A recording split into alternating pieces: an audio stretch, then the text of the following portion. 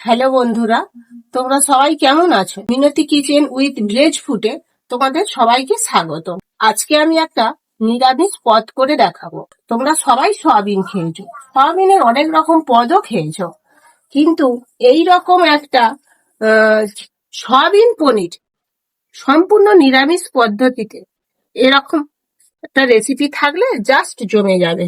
এক থালা ভাত অনায়াসে খাওয়া হয়ে যাবে। তখন মাছ মাংস ছাড়াই এই পদটা রোজই রোজই খেতে ইচ্ছা করবে। আমি প্রথমে উনুনে একটা কড়া বসিয়ে জল ফুটতে দিয়ে দিয়েছি। তার মধ্যে এই 15 টাকা প্যাকেটের একটা সয়াবিন আমি সবটা ঢেলে দিলাম এবং তার সাথে একটু নুন দিয়ে দিলাম। জাস্ট 3-4 মিনিট ফুলে ওঠা পর্যন্ত আমি সেদ্ধ করতে দেব। এটা সেদ্ধ হতে থাক, ততক্ষণ আমি অন্য মশলাগুলো শিলবাটায় বেটে নেব। আমি সয়াবিন পনির বানানোর জন্য 4টে মাঝারি সাইজের আলু এরকম টুকরো টুকরো করে কেটে নিয়েছি। পনিরের সাথে করব তো, তাই জন্য খুব বড় করলাম না। 4টে কাঁচা লঙ্কা কেটে নিয়েছি, 2টো টমেটো কেটে নিয়েছি, 1.5 ইঞ্চির মতো আদাকে আমি শিলবাটা বেটে নিয়েছি। আর এই মশলাটা 1 চামচ জিরা, 1 চামচ মৌরি, 1 চামচ ধনিয়া, 6টা গোলমরিচ, 4টে এলাচ, 1 টুকরো দারচিনি, 6টা লবঙ্গ একসাথে শিলবাটায় বেটে নিয়েছি।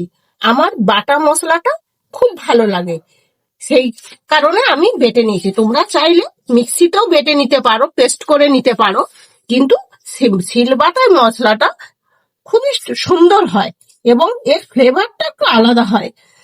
সেই জন্য আমার কাছে শিলবাটা ছিল, আমি শিলবাটায় বেটে নিয়েছি। তোমরা যেমন খুশি পারো বেটে নিতে পারো। আমি এখানে 200 গ্রাম পনির, এই পনিরটা আমি ঘরে তৈরি করেছি। পনিরটা ফ্রিজে ছিল বলে একটু কালারটা চেঞ্জ হয়ে গেছে, কেন জানি না। এইরকম পনির আমি টুকরো করে কেটে নিয়েছি। পনিরটা আমি নিজে ঘরে তৈরি করেছি। আর পনির কিভাবে করতে হয় এইটা জানতে চাইলে আমাকে কমেন্টে লিখে জানাবে। কিভাবে পনির করতে হয় সেটার ভিডিও আমি একদিন দেখিয়ে দেব। আর লাগবে আমার হলুদ গুঁড়ো, লঙ্কার গুঁড়ো, আমি রান্নাটা সাদা তেল দিয়েই করব, আর কাশ্মীরি লঙ্কার গুঁড়ো, আর লবণ, স্বাদ মতো একটু মিষ্টি লাগবে। সেটা এখন দেখাচ্ছি না, একটু পরে দেখাচ্ছি। আমি এবার সয়াবিনটা আমার সেদ্ধ হয়ে একেবারে ফুলে গেছে। এই সয়াবিনটাকে আমি জল ঝাড়িয়ে এই একটা ঝাঁঝরি নিয়েছি, তার মধ্যে আমি ঢেলে নেব। আমি কড়াটা বসিয়ে দিয়েছি, এবার 2 চামচ তেল দিয়ে দেবো। ওই তেলে আমি পনিরগুলোকে হালকা করে একটু ভেজে নেব।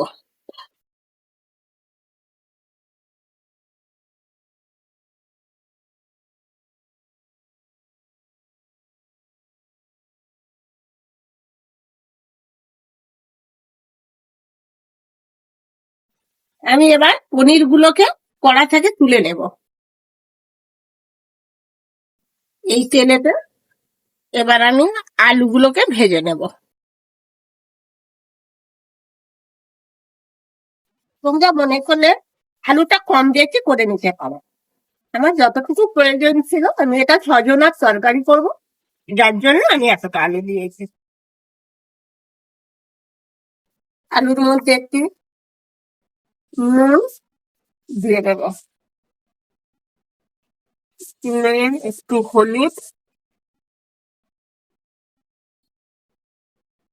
দিয়ে দেবো।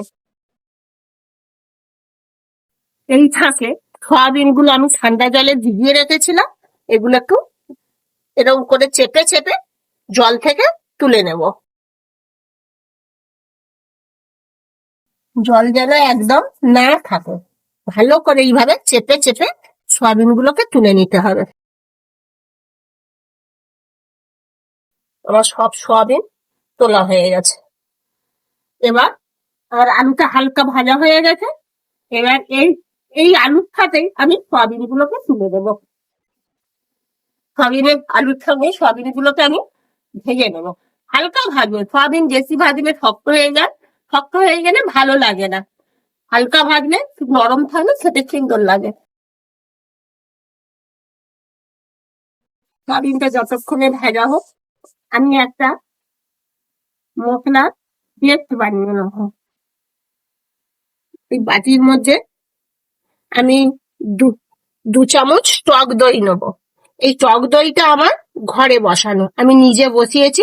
আর টক দই কি করে বসাতে হয় এবং ঘরে সামান্য লিকুইড দুধ দেই, চাইলে গরুর দুধে, আমি এটা গরুর দুধেই টক দই বসিয়েছি। তোমরা কিভাবে বসাতে হয় জানতে চাইলে কমেন্টে লিখে দেবে, আমি এর একটা ভিডিও করব। আমি এই 2 চামচ টক দই নিলাম। টক দইটাকে ভালো করে ফেটিয়ে নেব, এইভাবে ফেটিয়ে নিতে হবে। ফেটাতে ফেটাতে এটা একটা বার নেড়ে দিই। তাড়াতাড়ি রান্না করতে হলে এইভাবেই রান্না করতে হবে। জাস্ট 1/2 ঘন্টার মধ্যে ভাত তরকারি কি করে হয়ে যাবে তার একটা সুন্দর প্রসেস। আমি এখানে 2 চামচ হলুদ গুঁড়ো দেবো, এই ছোট চামচের বলে আমি 2 চামচ দিলাম।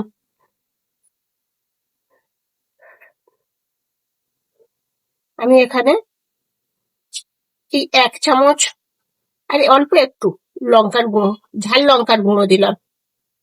এর সাথে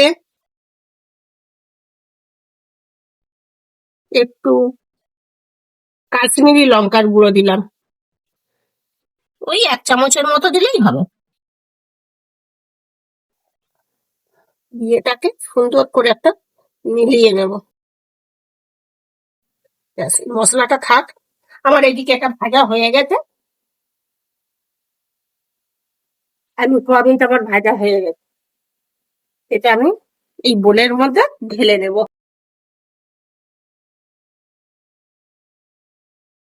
আমি এটা এই বোলের মধ্যে ঢেলে নিচ্ছি, যাতে সোয়াবিন পনিরটা ভেজে রেখেছিলাম তাতেই ঢেলে নিলাম। কড়াই এই 2 চামচের মতো তেল দিয়ে দিলাম। এবার তেলের মধ্যে আমি একটু ফোড়ন দেবো। তেজপাতা 2 টুকরো করে দিয়ে দিলাম।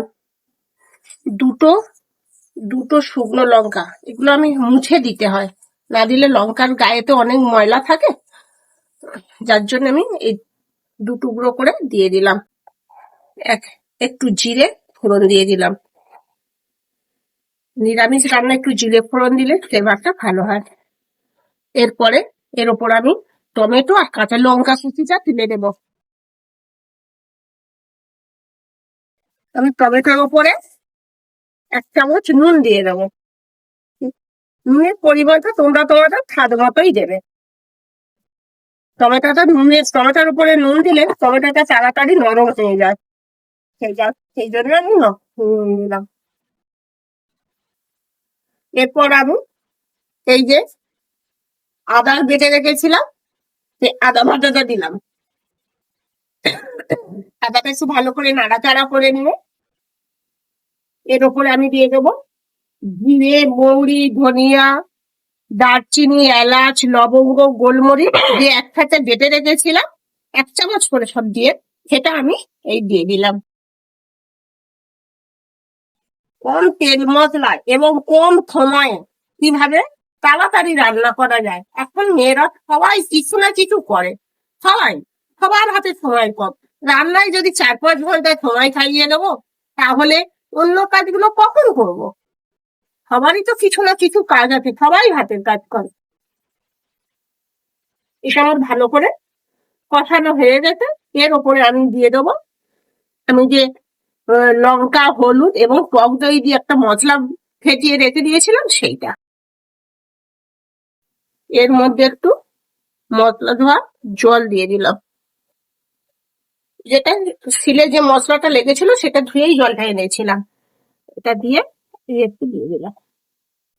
এবার এটা মশলাটা কষানো পর্যন্ত আমরা একটু অপেক্ষা করব। একটা কালারটা সুন্দর হওয়ার জন্য এর উপরে আমি আরেকটু সাদা তেল দিয়ে দেবো। সাদা তেলে কালারটা খুব ভালো আসে, তার জন্য আমি একটু আরো 1 চামচ আমি সাদা তেল দিয়ে দিলাম। মশলার উপর তেল দিলে কালার এত সুন্দর হয় এবং টক ঝাল মিষ্টি একটা ব্যালেন্সের জন্য আমি একটু চিনি দিয়ে দেবো। এই যে অল্প একটু আমি চিনি দিয়ে দিলাম। এবার আমি মশলাটা কষাতে থাকবো যতক্ষণ না তেলটা উপরে ঘেটে ওঠে। আস্তে আস্তে মশলার থেকে তেলটা ভেসে উঠছে বন্ধুরা, দেখতেই পাচ্ছ টমেটোগুলো একদম গলে গেছে। এবার বন্ধুরা মশলাটা হয়ে গেছে, মশলা থেকে দেখছো খুব সুন্দর ভাবে তেলটা ছেড়ে দিয়েছে। এবার আমি আলু ওই সয়াবিনটা আমি এর মধ্যে দিয়ে দেবো। আলু আর সয়াবিন গুলো আমি এখন দিয়ে দিচ্ছি না, পনির গুলো এখন দেবো না, পনির গুলো নামানোর একটু আগে দেবো। এবার আলু আর সয়াবিনের সঙ্গে ভালো করে মশলাটা একটু কষিয়ে নেবো। মশলাটা ভীষণ শুকিয়ে গেছে, আমি এতে অল্প একটু জল দেবো। যে মশলার জল খানিকটা ছিল সেটাই আমি দিয়ে দিচ্ছি। আমার আলুটা ভাজতে ভাজতে 50% সেদ্ধ হয়ে গেছে। এবার জাস্ট 5 থেকে 7 মিনিট ফোটালে আমার পুরো রেসিপিটা হয়ে যাবে। যেমন রং তেমন গন্ধ, বন্ধুরা দেখতেই পাচ্ছ জিনিসটা কতটা লাভলি লাগবে। এরকম রেসিপি থাকলে মাছ মাংস আর কোনোদিন খেতেই ইচ্ছা হবে না। আমি এবার কষানো হয়ে গেছে, এবার একটু গ্রেভির জন্য একটু জল দিয়ে দেব। এবার তোমরা তোমাদের পছন্দ মতো জলটা দেবে, যে যেরকম ভাবে গ্রেভি রাখবে সে সেই রকম ভাবে জল দেবে। আমি এটা মাখা মাখা মতো করব, খুব ঝোলও করব না, একদম শুকনো করব না। এটা আমি ভাতের সাথে খাবো। এটা তোমরা চাইলে লুচি পরোটা রুটি সবকিছুর সাথেই খেতে পারো। এটা একটু ফুটে ওঠা পর্যন্ত অপেক্ষা করব। এটা এবার একটু ফুটে গেছে, এবার আমি ছেলাটা চাপা দিয়ে দেবো। এটা চাপা দিয়ে 5 মিনিটের জন্য সেদ্ধ হতে দেব। ফিরে এলাম 5 মিনিট পর। এবার আমি ঢাকাটা খুলে দেখে নেব তরকারিটা কিরকম হয়েছে। দেখে তো মনে হচ্ছে হয়েই গেছে। দেখি একটা আলু চেপে, ব্যাস এই তো একেবারে মিশে যাচ্ছে এবং বেশ মাখো মাখো হয়ে গেছে। এবার আমি পনিরটা তুলে দেবো। পনিরটা আমি লাল করে ভেজে রেখেছিলাম, এবার আমি তুলে দেব। নামিয়ে এর মধ্যে একটু ঘি দিয়ে দেব, ঘি আর একটু গরম মশলা গুঁড়ো। রান্নাটা হয়ে গেছে, এবার আমি নামিয়ে নেব। পনিরটা দিয়ে জাস্ট একবার ফুটিয়ে নিয়েছি, এবার আমি নামিয়ে নিচ্ছি।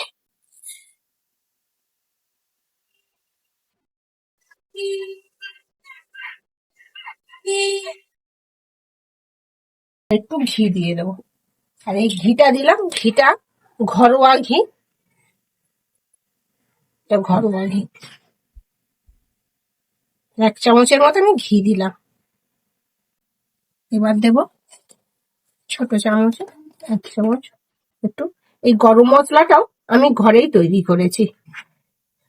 কিভাবে গরম মশলা তৈরি করতে হয় সেটা শিখতে চাইলে কমেন্টে লিখে দেবে, আমি তার একটা ভিডিও করে করব। এই হয়ে গেল আমাদের সয়াবিন পনির কারি। এবার আমি ভাত পাতে নিয়ে নিচ্ছি। আমি ভাত পাতে নিয়ে খেয়ে দেখাচ্ছি কেমন টেস্ট হয়েছে।